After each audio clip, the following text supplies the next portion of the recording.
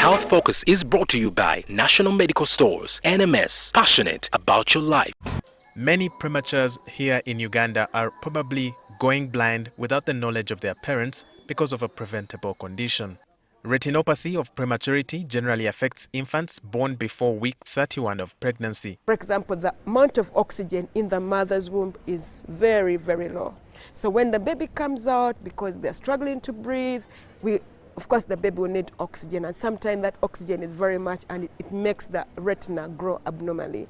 And when it grows abnormally, then it's going to predispose this child to blindness. And there are also other factors within in the process as the baby is trying to survive. For example, a baby can have infection. Infection is going to affect the growth of the retina. The baby may have multiple blood transfusions. If the baby doesn't grow very well, for example, the baby is sick and is not eating very well, that is not going to lead to poor growth of the retina. In most cases, ROP resolves without treatment, causing no damage, but advanced ROP, however, can cause permanent vision problems or blindness. According to some studies conducted at Mengo Hospital, the only hospital that previously had capacity to diagnose the disease, blindness due to ROP is believed to be on the rise. Based on the information on the statistics from Mengo, about 19 of the babies screened have the disease. And out of this, about 10% are already blind. And it's irreversible. And it is irreversible. Once you get a retinal detachment, there is nothing we can do. As Stevie Wonder celebrated his 72nd birthday on Friday, Nsambya Hospital, working with a volunteer group of ophthalmologists under Stop Infant Blindness in Africa, SIBA, passed out a cohort of 70 health workers to improve and extend care needed to diagnose and manage the condition. We are advocates, we are educators, and we are trainers. So we want to train the trainers. We want to identify countries that have expanded neonatal care and need the training now to provide what the babies need and prevent them from going blind. We can screen babies early, because one of the ways we can prevent blindness is screen early for retinopathy of prematurity. That means that once we have an ophthalmologist, we have the equipment, we are able to screen our babies early to prevent the progression of the disease. Two, we can treat it now.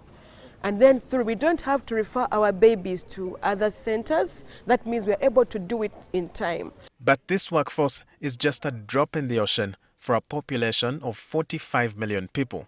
This treatment has been going on in Mengo, but we know Uganda, we have 58 ophthalmologists. The screening is done by an eye doctor who is super specialized, someone we call a retina specialist. In Uganda, we only have 2 retina specialists who are stationed in Mengo.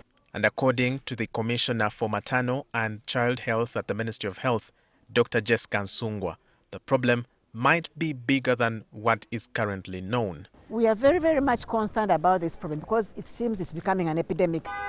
The numbers have increased. Previously, the numbers were, but the data we have, for example, from Mengo and in Zambia here, where they've been tracking the numbers, in the last 3 years, from 2020 to 2022, you've seen from Mengo, they were able to identify 438 babies, premature babies. Of course, this also has a lot to do with whether you are admitting very many premature babies. So you find that where there are many premature babies admitted, the cases will definitely be very many. So that is the main aim of this study. We want to avoid this long-term disability, which affects our children, which impacts on society, it impacts on families, it impacts on learning and the whole well-being of these children. Treatment depends on the severity of the disease. The cost of treatment is very expensive, and it's not even in our essential medicine lists. Right now we are in the process, government, as we normally do, of reviewing our essential medicine lists.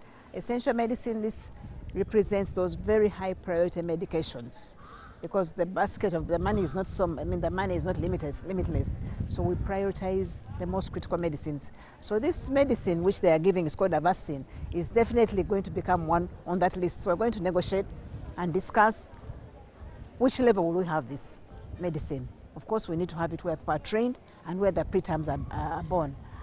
How much it will cost when we procure this medicine in big numbers, definitely the price goes down. But also because we know that this is a very critical problem.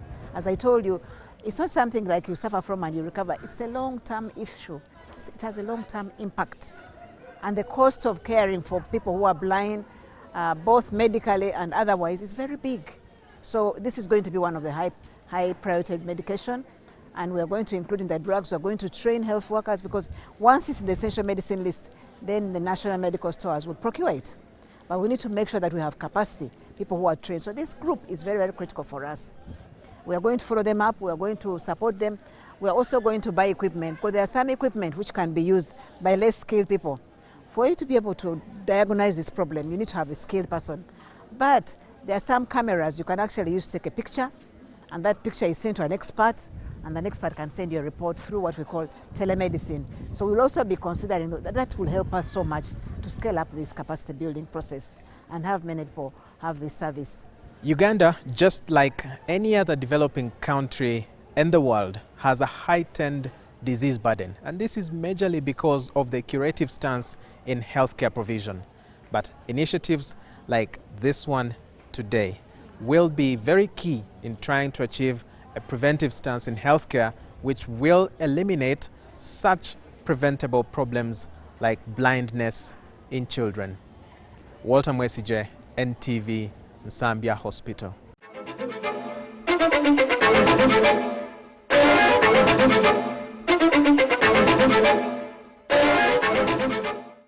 National Medical Stores, NMS, passionate about your life, with support from the Ministry of Health. Procure, store and distribute essential medicine and medical supplies to all government health facilities.